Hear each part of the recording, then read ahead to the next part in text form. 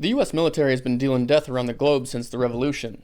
To quote the Marine Corps hymn, from the halls of Montezuma to the shores of Tripoli, then on to Japan, Germany, and beyond. Hell, we even fought ourselves in our own backyards.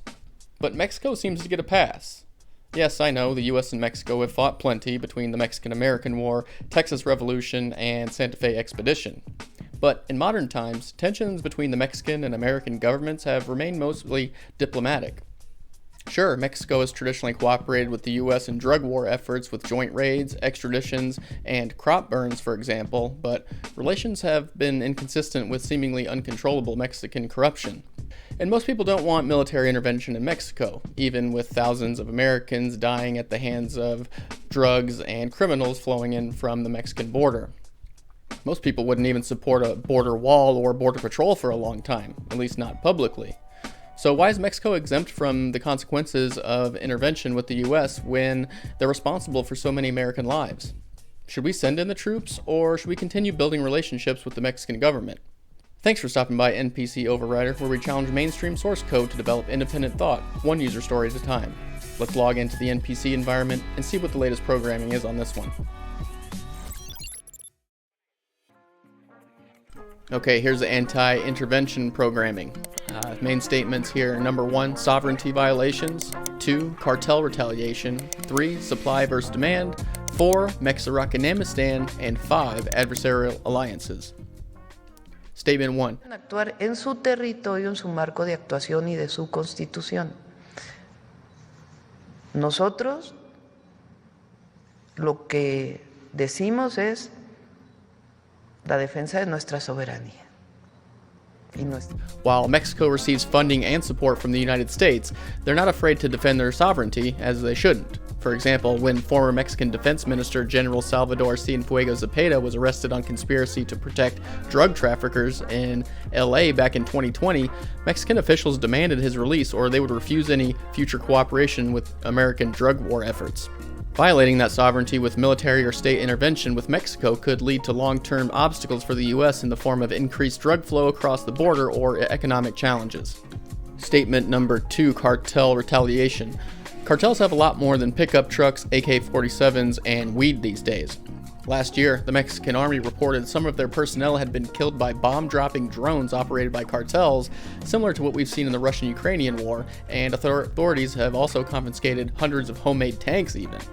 Cartels are also known to possess and use military-grade weapons such as belt-fed machine guns, rocket launchers, and grenades. In 2010 alone, Juarez saw over 3,000 murders during peacetime. Imagine the possibilities with an open conflict between the US and Mexico. Number 3, supply versus demand. Mexico sells a ton of drugs in the US because Americans buy a ton of drugs. You don't create a $100 billion drug market without a strong demand. The US should focus on fixing their culture and their drug problem, and the government should focus more on border security as opposed to military intervention in Mexico. Statement 4, Mexican-Amistan. Do we really want to kick off the next Iraq, Vietnam, or Afghanistan? Many people who voted for Trump recently did so because they're tired of war. Would the American public really support opening another money pit, especially one so close to home? Given the rampant cartel operations all over Mexico and beyond, the battlefield is a ready-made insurgent haven that could outpace Afghanistan. Statement 5, adversarial alliances. Mexico could strengthen alliances between American adversaries such as China and Russia with an open US conflict. Reinforced ties between these nations could manifest in financial or material support for anti-American efforts and economic agreements that could damage the US in the short and long term. Another message to the criminal cartels in Mexico. You have killed more Americans than every terrorist organization in the world combined. And that's when President Trump gets back in office. He's going to designate you a terrorist organization, and he's going to wipe you off the face of the earth. You're done. You're done. Okay, here's the rebuttal, or the pro-intervention points. Number 1, your safety. 2, can't or won't. 3, it's the economy, stupid. 4, international deterrence. 5, it worked before. Number 1, your safety. The number of Americans dying from fentanyl, much of it coming from Mexico, is staggering. According to the CDC, over 100,000 Americans died from fentanyl alone in 2023. But it's not just the cartels. Throughout the last administration, countless murderers, rapists, and other criminals spilled into the U.S., killing prolific victims such as Laken Riley, Jocelyn Nungaray, and Elizabeth Medina. 2. Can't or won't. Between drug war efforts and international crime in recent decades, it's clear that Mexico either doesn't have the means to control the cartels or doesn't wish to. The U.S., however, has shown tremendous effort, for example, by going into Mexico and assisting the Mexican officials with capturing and imprisoning Sinaloa cartel leader Joaquin El Chapo Guzman. Number 3, it's the economy, stupid. Violence and death aside, the multi-billion-dollar drug trade cripples legitimate commerce and funds criminals. Military or state intervention could knock out key cartel members and strengthen legal businesses for the U.S. Number 4, international deterrence. Military or State Department intervention would set the example to the international community that the U.S. has both the resolve and the means to exert military force on traditional, quote, safe nations. Canada's butt would pucker too, as they would stand no chance against U.S. expansion should we seek it, which could improve diplomatic relations. Number 5, it worked before. U.S. intervention in Colombia in the 1990s reduced cocaine production by 70% and reduced capabilities in criminal entities like the Revolutionary Armed Forces of Colombia, People's Army, otherwise known as FARC. Given the increased technology we have now between drones and cyber means, the U.S. could strike multiple blows against drugs and weapons dealers and other criminals if we put forth the effort. Like many people, another war is the last thing I want to see. Although whatever the U.S. has been doing about the Mexican crime problem hasn't been working over the years. But who said military or state intervention in Mexico must involve drone strikes or boots on the ground? In the past few weeks, we've heard Mike Benz, the former U.S. Department official and current Foundation for Freedom online director, make the podcast rounds explaining the USAID situation and its surrounding fallout. If you believe him, and I don't see why you wouldn't, the CIA has been influencing governments and other organizations around the world for decades by media manipulation, funding Cuban rap music, or supporting trans polka dancing in Serbia. Yet somehow we can't stop the guns, drugs, and weapons coming across our very own southern border.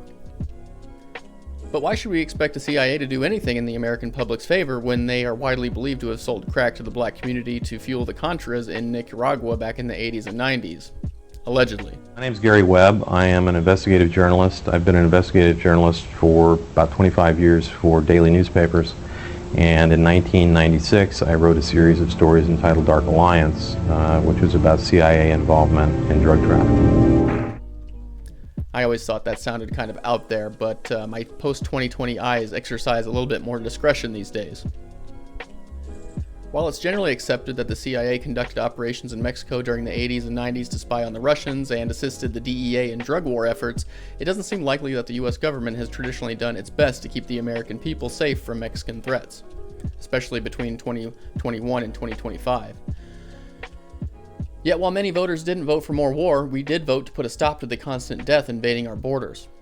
But maybe our intel efforts will turn a new leaf. In recent weeks, CIA drones, by Mexico's request, have been operating in country, tasked with providing the Mexican government with intel on the cartels.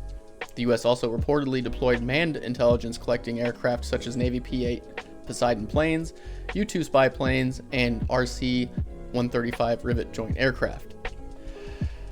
The Mexican government also recently handed over 29 Mexican drug traffickers to the U.S. Justice Department, one being Rafael Caro Quintero, who officials say murdered and tortured DEA Special Agent Enrique Camarena and his pilot Alfredo Zavala Avalar in 1985. Another extraditee is Martin Sotelo, who was wanted for his alleged participation in the 2022 murder of North Carolina Deputy Sheriff Ned Byrd.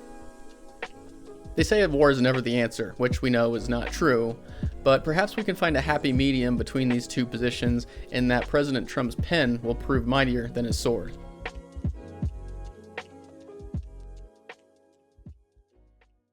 Well, that's going to do it for this version of NPC Overrider. I'm your lead engineer, Greg. Thanks so much for stopping by. If you want to help save the NPCs, please set the like button to true and share this with a friend who needs to have their source code challenged. If you have any ideas for a future release, please open a ticket in the comments section. We'll get back to you ASAP. Also, please consider subscribing. We sure love to have you on our development team. But for now, we're going to shut down the office and grab a beer. Thanks again. Have a great day.